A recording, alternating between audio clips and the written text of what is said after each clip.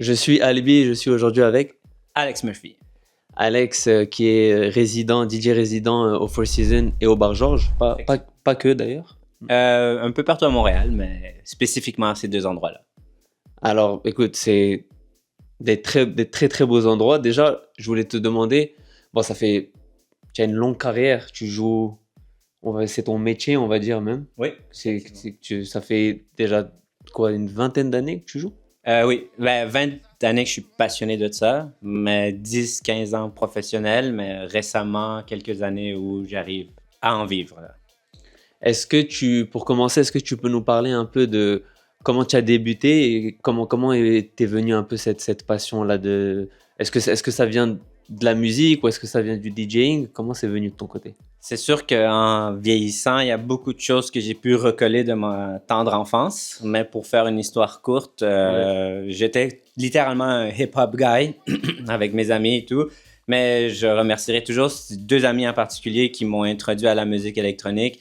Et une fois, j'étais très jeune, on m'a amené au Aria, qui était un after-hour au coin de Saint-Denis et Sainte-Catherine, si je ne me trompe pas.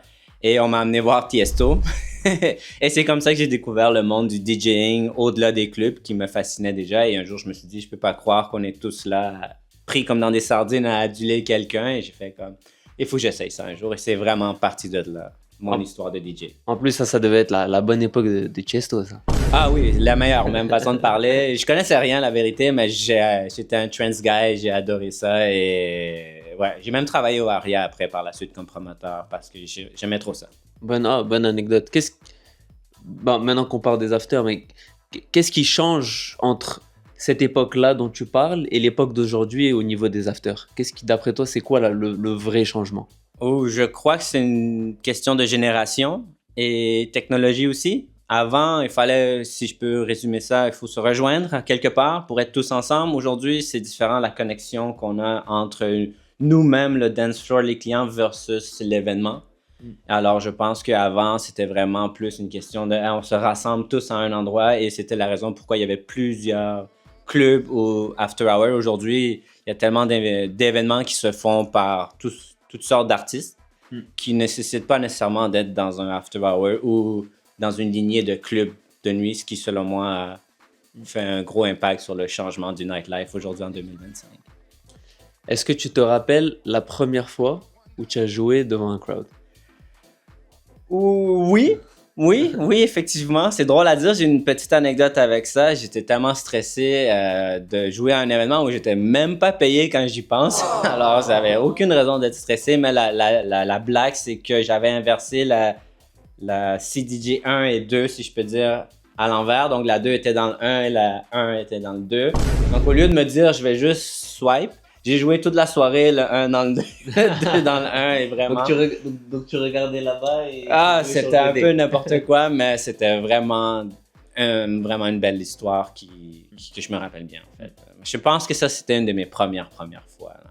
Ouais. Est-ce que avant de jouer, tu as comme une superstition ou est-ce que tu as quelque chose que tu fais toujours? Est-ce que tu as quelque chose qui te vient à chaque fois? Tu te dis, si je le fais pas, la soirée va pas bien se passer?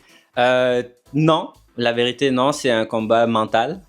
Par contre, j'aime bien écouter la musique que je m'apprête à jouer avant d'aller jouer parce que ça m'aide à mémoriser, on dirait, des liens que je fais comme « Ah oui, ça. » Donc, quand j'arrive là-bas sur place, j'ai l'impression d'être déjà dans le mood.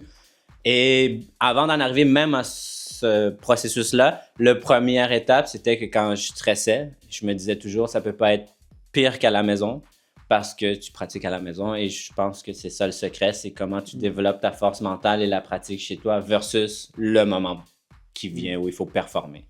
Comme ça fait très longtemps que tu joues, est-ce que tu dirais qu'avec le temps, disons qu'au début vraiment tu avais un peu cette appréhension, tu sais, de jouer, maintenant ça fait 20 ans, est-ce que quand tu arrives, en plus tu joues toutes les semaines, donc j'imagine que c'est devenu une routine pour toi, il n'y a pas grand-chose qui change? Effectivement, il n'y a pas grand-chose qui change, mais je voudrais juste dire qu'à chaque fois, je suis vraiment content de le faire. C'est vraiment... Je dis toujours ça à ma copine, que je suis né pour faire ça, je pense. Alors, il n'y a pas une fois que j'essaye pas de tourner la situation toujours dans le meilleur pour que la soirée soit un succès. J'aime vraiment, vraiment, vraiment ça.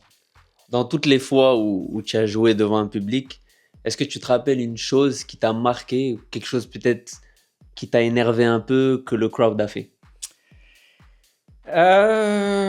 Non, je pense que j'ai une assez bonne vibe où j'arrive à, même dans des situations où c'est un peu désagréable, à tourner la chose en ma faveur, si je peux dire ça comme ça. Mais non, je pense qu'à part des demandes spéciales qui n'ont aucun rapport, ou quelqu'un qui essaie de toucher le matériel, ou quelqu'un qui essaie de me raconter sa vie pendant que je mixe dans la raison de pourquoi il est ou elle DJ, et que je suis désolé, je m'en fous. Mais non. Ça arrive souvent, ça. Je peux même pas dire le fait que je suis résident dans des endroits et que je travaille tous les semaines, j'ai vu toutes sortes d'approches où j'étais des fois, waouh, vraiment, tu l'as travaillé là, pour juste me dire que tu mixes et je suis comme, bravo. Ouais. Une question un peu controversiale. Le bouton sync, je sais que toi, tu l'utilises même pas du tout, je pense. Est-ce que tu dirais qu'au jour d'aujourd'hui, c'est un avantage ou tu dirais que personne l'utilise, c'est pas du tout utile pour le DJing? Au contraire, je recommande à n'importe qui de l'utiliser. C'est là pour ça. Je veux dire, je compare beaucoup les CDJ et l'évolution à une auto. Je veux dire, aujourd'hui, on a des Tesla, est-ce qu'on dit tout seul? Personne ne dit rien. C'est la même chose, selon moi, le bouton sync. On est rendu dans ça. Que tu sync ou pas, qu'il y ait un débat ou pas, je pense que les gens perdent leur temps. Moi, je viens d'une génération où ça n'existait juste pas. Mais au contraire, si je fais des événements corpo, je ne vais pas me gêner d'utiliser Sync car je ne suis pas là pour performer et prouver quoi que ce soit. Je suis là juste pour, comment on dit, deliver la marchandise. Et au contraire, je pense que la technologie est là pour ça et utilisez-la au maximum. Puis c'est ce qui est ça, quoi. Ouais. Non, franchement, ouais, tu as raison. Très bonne réponse parce que c'est sûr que c'est un bouton, il a utilisé, tu sais, pour quelque chose. Et comme tu dis, il y a des fois où juste tu peux jouer pendant 5-6 heures et tu n'es pas là pour performer. Tu es juste là pour que les gens ils passent un bon moment. Et si tu dois l'utiliser de temps en temps, oui, bien sûr. Exact. Je veux dire, je comprends pas non plus dans le sens, les gens ont des CDJ 3000 et là, ils sont là avec des écouteurs et ils sont en train de faire, mais ils sont là en train de sync avec leurs yeux ou le BPM. C'est la même chose qu'appuyer le bouton. Je veux dire, tu n'es pas en train de forcer ton cerveau à quoi que ce soit. Tu es juste en train d'aligner les choses. C'est la même chose. Donc, je veux dire, à un moment donné, il faut arrêter de se mentir aussi là, et avancer tous ensemble. La technologie elle va être là, on va mourir. Ça va peut-être être même le AI qui va être le DJ plus tard. Alors, profitez-en. Il faut en profiter, aller au maximum. Tu penses vraiment que l'intelligence artificielle, elle pourrait remplacer un jour un DJ? C'est définitivement le futur selon moi. Que d'ici, je dis n'importe quoi, mais 2050, la moitié des DJ n'existeront plus selon moi. Et que là, ce sera vraiment de 10 à 1% seulement qui va réussir à performer. Et même eux, je dirais que de 0 à 9% vont être sur le sync. Et il y aura peut-être 1% encore de puristes. Mais ouais, c'est inévitable ça.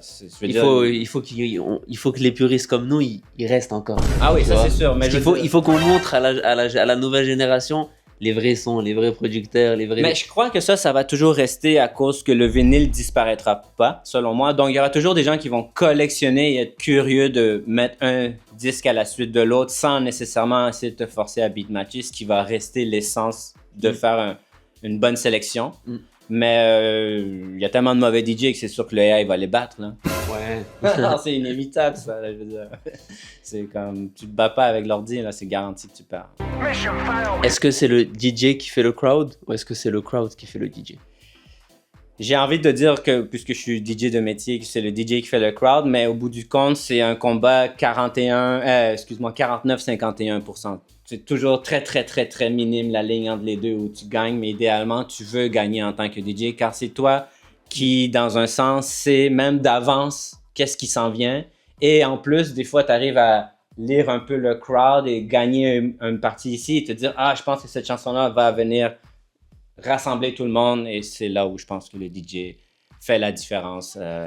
Yes. Et la technicalité est très importante, selon moi, dans ce combat-là. Car c'est le mix qui va garder la soirée entertainant aux yeux des oreilles des gens qui, des fois, ils disent « Ah, c'est pas ça mon genre de musique. » Mais ils sont surpris par la qualité de « Oh, j'aime ça tout d'un coup. » Au-delà de « J'aime la musique. » C'est comme « Oh, il y a quelque chose de différent autre que juste faire ça. » C'est ça, t'es là un peu pour pas leur montrer, mais tu es là pour leur faire découvrir, comme je dis souvent, des musiques qu'ils s'attendaient pas à aimer. Tu sais, Exact. ah ouais, non, c'est pas vraiment mon style, etc. Mais au bout de un, deux, ah, ça c'est pas mal. Après, ah, ok, ouais, j'aime bien cette sonorité. Donc, tu Exact, vois, tu es, exact, capable exact. de leur changer d'avis. Exactement, exact. Et je crois que c'est ça la beauté de la chose quand tu es Mm. DJ souvent, c'est que de surprendre les gens. Je pense que quand tu m'as posé la question qu'est-ce qui me surprend le plus ou que je trouve fou, c'est quand les gens sont surpris de me dire genre waouh, je m'attendais pas à ça et j'aime ça. Je pense que c'est l'un des plus beaux compliments. Yes, ouais, non, c'est vrai que c'est vrai que c'est le plus beau compliment. Si tu étais pas DJ, tu ferais quoi? Oh my god. Étonnamment, pour ceux qui me connaissent personnellement, j'étais 15 ans banquier. Avant. Vraiment? Oui. Jamais j'aurais cru ça de ta part, vraiment. C'est ce que tout le monde dit à chaque fois, mais j'ai toujours été très bon avec les chiffres, j'ai toujours aimé la finance, j'ai étudié en finance, j'ai étudié en marketing, tout ce qui a un lien avec ça. J'ai toujours fait du business depuis que je suis jeune, de ceux qui me connaissent très proche le savent très bien. Yes. De où par où j'ai passé, mais si c'était pas ça, je pense que je serais dans la cuisine. J'adore cuisiner et j'ai une facilité avec la cuisine et encore aujourd'hui, je cuisine pour mon propre plaisir tout le temps. Tu dirais que tu cuisines tous les jours? Littéralement, presque oui. Vraiment. Ok. Ouais, c'est beau. C'est beau la cuisine. Oui. C'est un très beau métier. Quelque chose que les DJ, quelque chose à propos des DJ, pardon, que les gens ne connaîtraient pas ou ne devineraient pas. Ok, je vais peut-être faire mon hater ou mon rageux en ce moment, mais je pense que les gens oublient, ou plutôt associent trop aujourd'hui les DJ à être une rockstar. Et on est des gens normaux.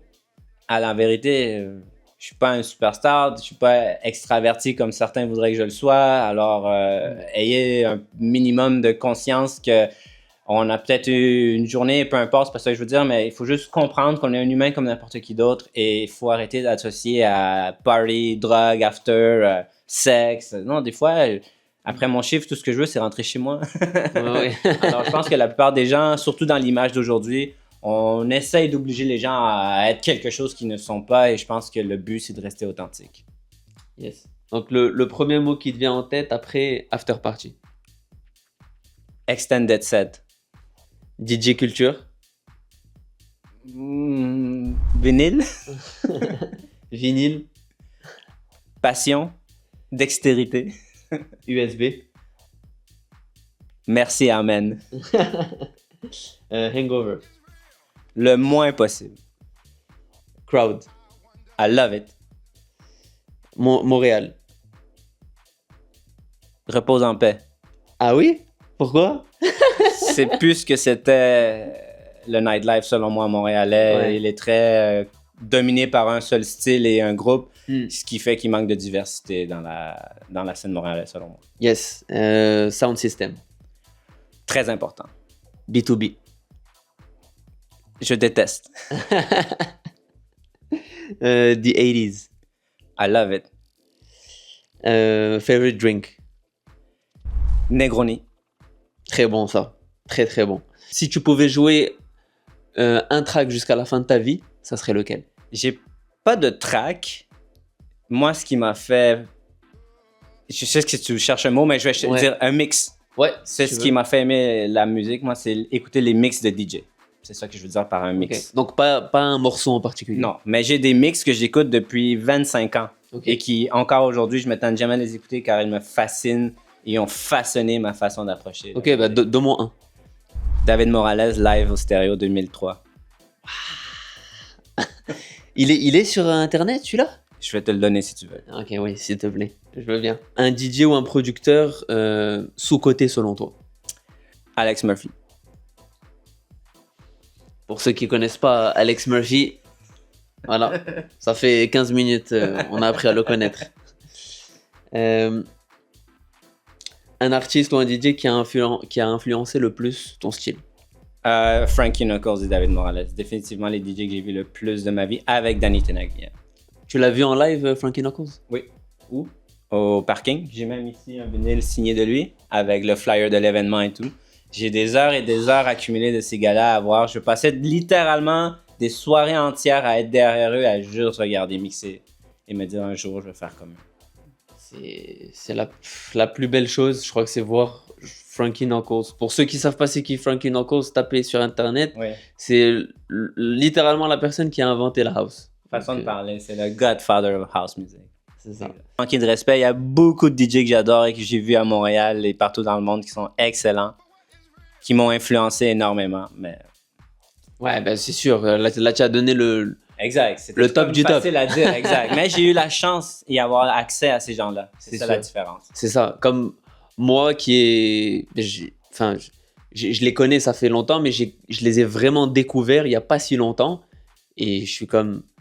Bon, j'ai vu Louis Vega, j'ai vu David Morales, etc. Oui, mais je l'ai oublié, Louis Vega aussi. Oh my God, comment j'ai pu oublier ce gars-là? Mais ce que je veux dire, c'est que quand Montréal était vraiment un peu dans son pic et j'appelle ça Montréal le petit cousin de New York, je veux dire, c'était tellement accessible que ces DJ-là viennent ici que c'était à ne pas manquer. Là, surtout à l'époque où il y avait vraiment des beaux clubs à Montréal, ils étaient vraiment, vraiment accessibles juste à regarder travailler au moins. Ça, c'était super intéressant. c'est cool. Bon, là, juste, je continue sur la conversation, mais quelle soirée t'a marqué le plus, tu dirais, à Montréal? Il y en a beaucoup, mais j'ai un très bon souvenir avec mon frère et un de mes meilleurs amis d'enfance qu'on a été au stéréo pour le jour de l'an. Ça devait être 2006, 7, 8 dans ce coin-là. Et on a passé 12 heures au stéréo. C'était Le marathon, vraiment... le fameux marathon. C'était incroyable. On est parti, c'était pas fini. C'est comme, j'étais mort, mais c'est une des plus belles soirées que j'ai. J'ai aussi un très, très beau souvenir avec Nicky Siano. Je sais pas si tu sais c'est qui Nicky Siano. C'est un des premiers DJ aussi disco de New York. Il est venu faire une soirée ici une fois il y a à peu près une quinzaine d'années. Et j'ai un très bon souvenir d'aller le voir et être comme « Wow, je peux pas croire que je suis en train de voir Nicky Siano. » Et aussi, j'ai eu la chance de voir, je sais pas si tu connais Timmy Regisford. Non. Oh, wow. Ça, c'est aussi un des pionniers de New York qui a build le Deep House. Ouais. Vraiment, avec le label Shelter et Unrestricted Access et Restricted Access, dont il y avait Quentin Harris, Phil Sonic, nommez-les, là. Incroyable, allez chercher ça. J'ai aussi un très bon souvenir d'OBMC 2011 à Miami. Ils en ont même fait un CD, c'est incroyable, j'étais là. J'en reviens pas. C'est fou comment New York, ça a vraiment façonné la house qu'on connaît, donc tout ce qui vient de la house. Comment tu l'expliques que tous ces gars-là, ils viennent pratiquement... Bon, ça vient de Chicago à la base, d'accord, mais New York, il y a tellement de gars, des légendes quoi, qui viennent de New York. Que ça soit le Bronx ou que ça soit le Queens, ils viennent pratiquement tous de New York. C'est parce que je pense, selon ce que j'ai compris, selon moi, c'est que... c'est pas que ça vient de Chicago. C'est que Chicago, selon moi, a été les premiers dans les années 80 à faire de la house, dont le label Trax Record ou le label DJ International, par exemple. Alors, les DJ ont commencé là, mais ça a vite tombé à New York parce que c'est de là d'où viennent les plus gros nightlife, les plus gros after hours. Tout ça a été créé là-bas, le Red Zone, le Sound Factory, le Tunnel, toutes ces parties-là avec tous ces grands DJ. C'est ça. C'était inévitable que ça a été là. C'est New York, c'est pas pour rien qu'on dit ça. Et ça n'a jamais été à Chicago. Et Chicago, je crois qu'on parle beaucoup de Chicago à cause que Frankie Knuckles a été travaillé à Chicago étant un New-Yorkais. Parce qu'il n'y avait pas de place pour lui à New York, étant donné que c'était Larry Levan qui dominait la scène à New York, avec le Paradise Garage, par exemple. Donc, c'est un mélange de tout ça. Mais selon moi, c'est vraiment le nightlife et le style de vie qui a pris forme à New York, et en particulier au début des années 90 avec tous les labels comme Strictly Rhythm, Nervous Record, New Groove, je dois en oublier là, mais... Ouais, mais tu as donné les plus beaux là déjà. Alors, déjà là, il n'y a rien à dire. Parfait, bah, on va finir sur cette belle note. Ah, cool. Excellent. Merci beaucoup Alex. Rien, merci à tous pour avoir vu l'interview.